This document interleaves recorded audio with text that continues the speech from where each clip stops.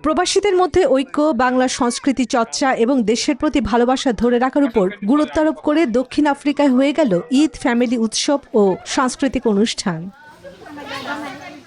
রিমকিকি রিসোর্টে অনুষ্ঠিত money exchange company নেক মানির সিইও কাজী ফারহাদ কামাল এবং বীর মুক্তিযোদ্ধা মেরাজ মিয়ার পরিবারের উদ্যোগে এই আয়োজন করা হয়।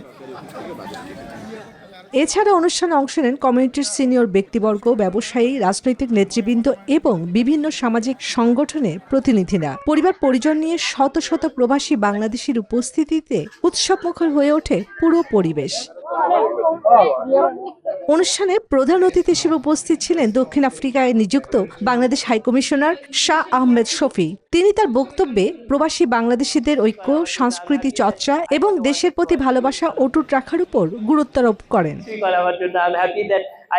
দিনব্যাপী আয়োজনে ছিল মনোজ্ঞ সাংস্কৃতিক পরিবেশনা, শিশুদের জন্য নানা বিনোদন এবং সবার জন্য আনন্দ ঘন মুহূর্ত।